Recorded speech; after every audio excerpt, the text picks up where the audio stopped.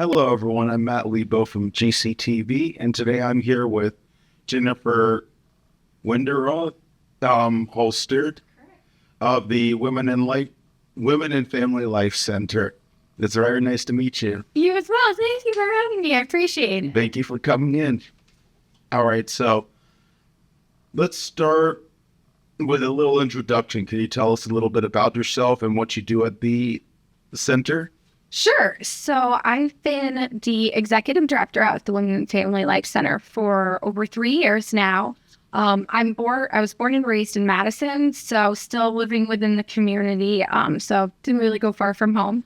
I've been, as I said, I've been an executive director for 3 years, and in that time, we've hired new staff. Really made the center a great place to be. It's always been a great place, but I'm really proud of the work that we've done in the last 3 years.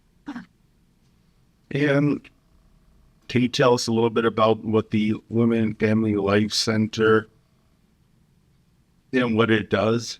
Sure. So it's funny. People kind of refer to us as the agency where they go to or they refer somebody to where they don't know where to go. Kind of like, I'm not sure where to tell you to go, so we're going to lead you here. We do a lot of different things. And if there's a service that we don't provide directly ourselves, whether it's through our staff, our referral navigators, or volunteer facilitators, our referral navigators, who are our social workers, will actually do the research to refer somebody to another agency that might be providing those services. Typically, what we do at the Women and Family Life Center is we have a program called GAP, the Guided Assistance Program, kind of like our umbrella program. So you can work, individuals can work one-on-one with a referral navigator or social worker, kind of like a case manager, if they need help filling out some state paperwork, restraining orders, SNAP benefits, if they're looking to set up some goals within their life and how to achieve those goals. And also some of the programs that we offer directly is we have Restart, which is a divorce support group, Achieve, which is a divorce workshop. We have Life Strategies, where it's also kind of like a support group where people who are at a different time in their life, maybe not sure what to do. We have a bereavement group. We offer financial consultations, free lawyer time. We have a Shoreline Domestic Violence Sexual Assault Task Force that meets bi-monthly, and also hold a legislative roundtable that we have going up. We have Safe Search, where people can come in, use our computers, phones, fax machines, copiers, to have a private, safe place where people might not be listening, might not be tracking their phones. They can also leave safe documents that can be secured within our center. And that's just some of the things that we offer. It's kind of a lot of different areas that we have going on. All right. And that covers actually 2 questions, which is very good. Nice and consolidated.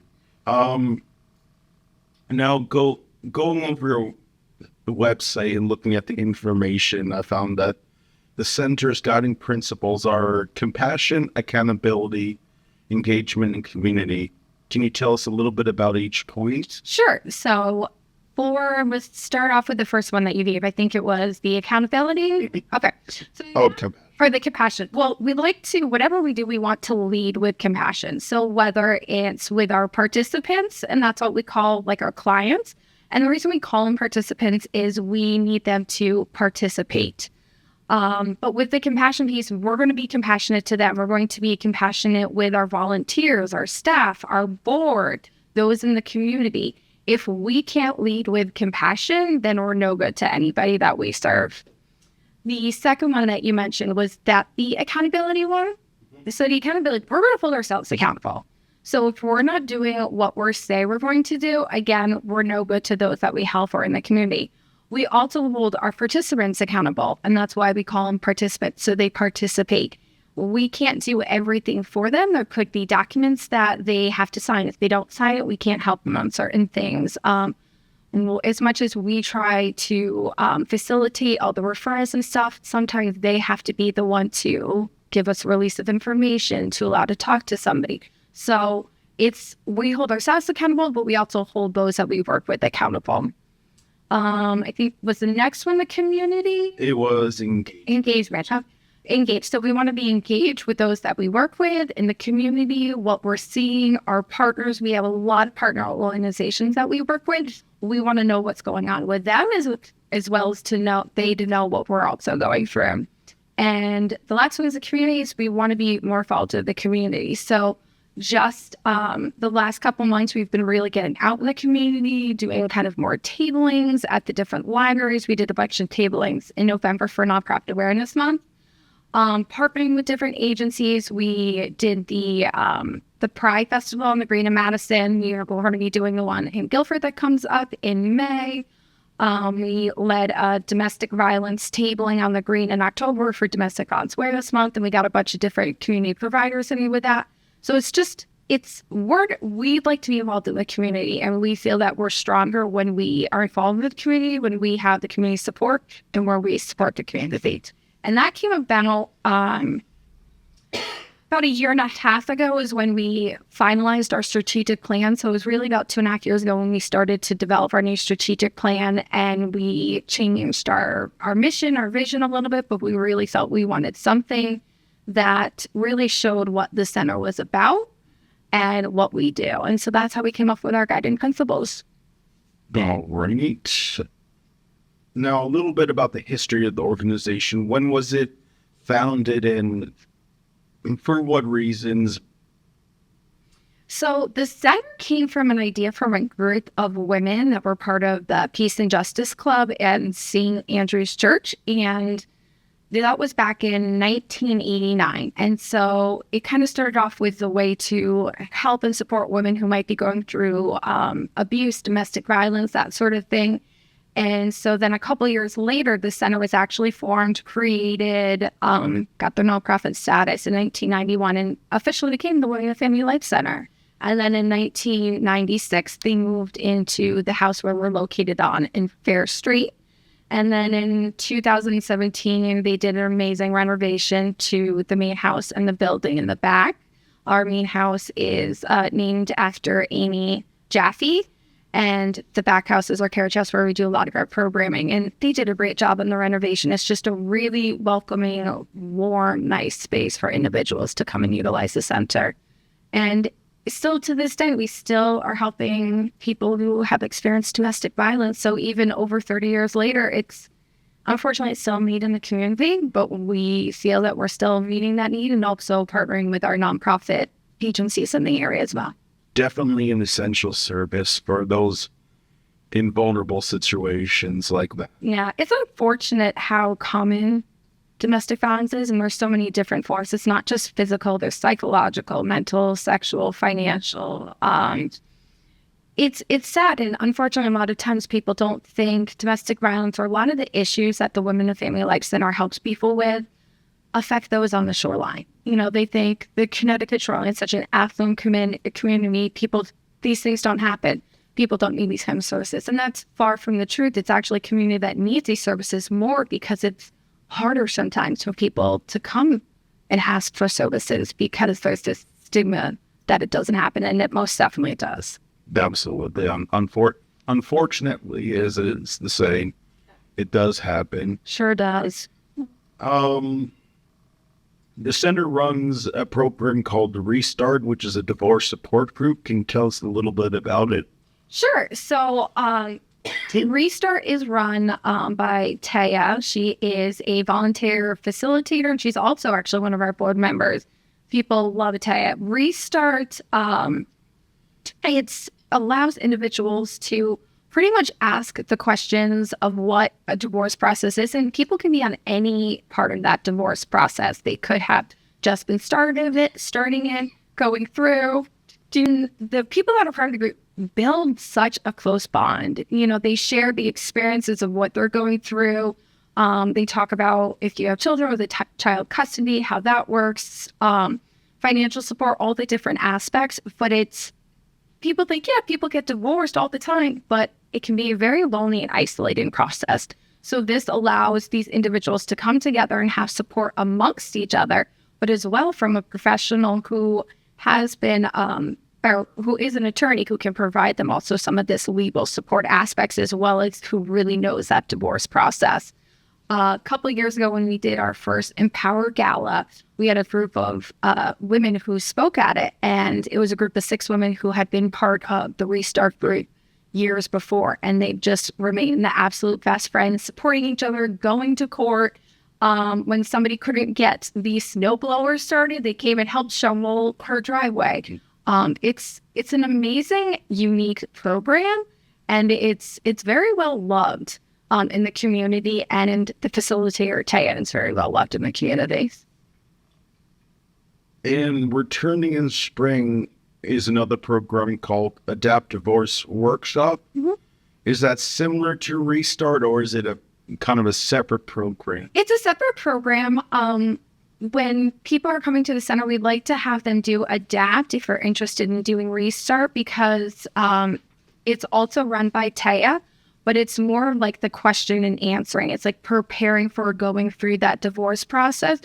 And there's a lot of times people can't afford an attorney when they're going through a divorce. So if they're trying to do it on their own, they can ask Taya all the different questions, what kind of paperwork, how to prepare for it. She does a great job. It really prepares individuals going through this who most likely probably haven't gone through a divorce before.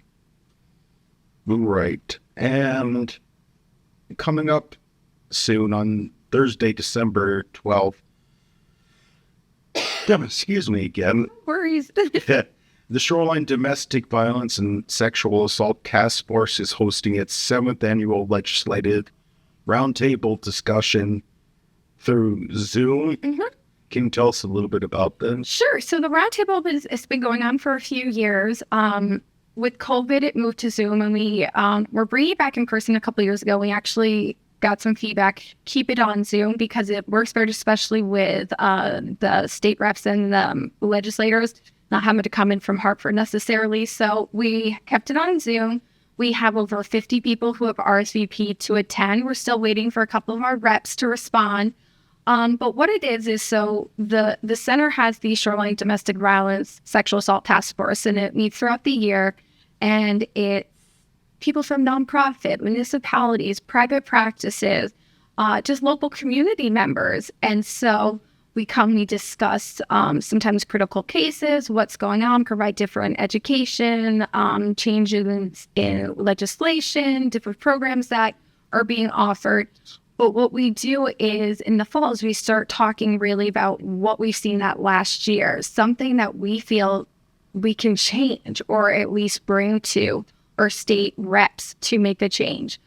So this year, there's 3 topics we're going to be talking about. One is a domestic violence accountability bill.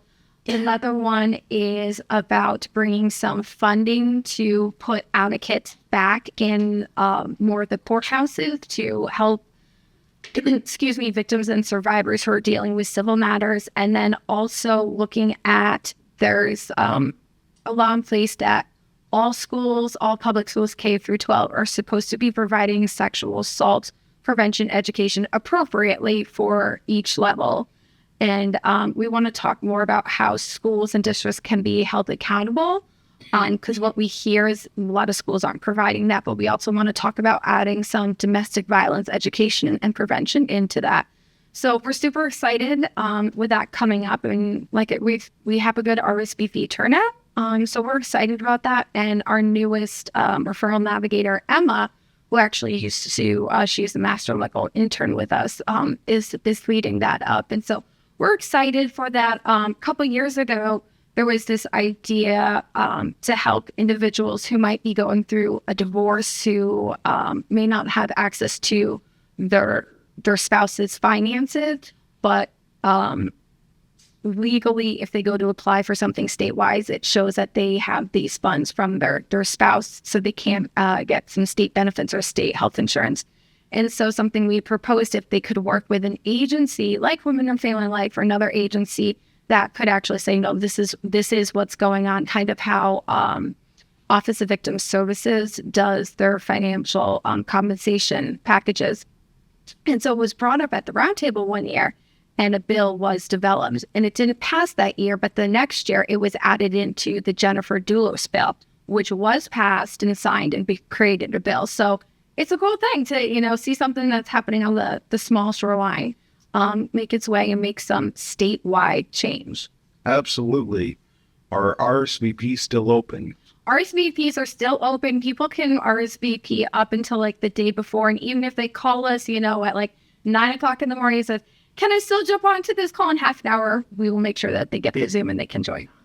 So a link will be available on the website for RSVP. Yep, we've got it all on our social media. If they just contact the center too, we can make sure they can get the Eventbrite link as well as the Zoom link to jump on. Oh, fantastic. Now, even further in the future, coming March 13th, you have the Empower Her fundraiser. Yes. Can you tell us a little bit about the fundraiser? Sure. So the signature fundraiser, this is going to be our 4th year doing our signature fundraiser. It's a cute title that they came up with, Empower Her, so the HER at the end. This year, it's going to be a nautical theme. We put it out to the community for votes, and they chose a nautical theme. So it's navigating through life challenging with like the compass guide tying that whole nautical theme. We're super excited about it. So it is going to be on Thursday, March 13th at the Woodwinds in Brantford. We have a great band this year, Mass Connection, who is going to, they're so good. They get people up, going, horns and everything. So they're going to lead kind of like the fun aspect. We have the SK photo booth coming back. We have John Seville and Nicole Naplia, who are going to be our MCs. We have Eric Hummel, who is doing our live auction and our fund of cause. We also have a silent auction, drinks, food, dessert. It's going to be a really good time, and it really helps support the center financially because we are a nonprofit and we do have to raise our funds every year, and we don't get federal and state grants. So we get local family foundation grants, other grants from like the Guilford Foundation, the Brantford Community Foundation, Madison Foundation, but we do rely heavily on individual support. And so we do have to bring in quite a bit every year to support everything about the center, keeping the lights on, the doors open, paying the staff, and paying our facilitators and running the center. So that is our big fundraiser. We're hoping to get more people to come. So we're looking for close to about 250 to 300 people this year. We usually get just over 200. It's going to be a really fun night. We're really excited. People get to learn about the center, what we do, but to come and have fun and to donate to a really, really important cause right in their backyard. Sounds like it'll be a funny... You should come. We can break out a little dancing together. Oh, absolutely. Now, stay on that topic for a little bit. Do you accept donations? Where can people make donations? We do. So we do as individuals, if they're looking to do in-kind donations items, that they either go on our website and fill out our in-kind donation form or contact the center. Because we are a physically small space, we have very limited space on keeping things like that. A lot of people are so thoughtful and generous and think of us when they're cleaning out their closets and, car seats for children, stuff, but we just physically don't have the space a lot of the time for those items. But we are always accepting gift cards. So right now we have our Giving Tree gift cards, so people can stop by the center, pull a tag, they can call us, we can give them a bunch of different options. We also take gift cards all year long for gas, like Walmart, basic needs, things like that. And then we always take financial contributions. People can donate right on our website. We have QR links, codes that people can use. They can stop by the center. They can do estate giving. They can put us in their long-term giving. They could do monthly giving. There's a lot of different ways. People have transferred stocks to us. So there's a lot of different ways individuals can help support the center financially. And so all of it is really just on our website, womenandfamilylife.org, and we will contact them in whichever way they want to give to the center. Fantastic. It's definitely worth all organization to donate to, folks. I agree. Yeah.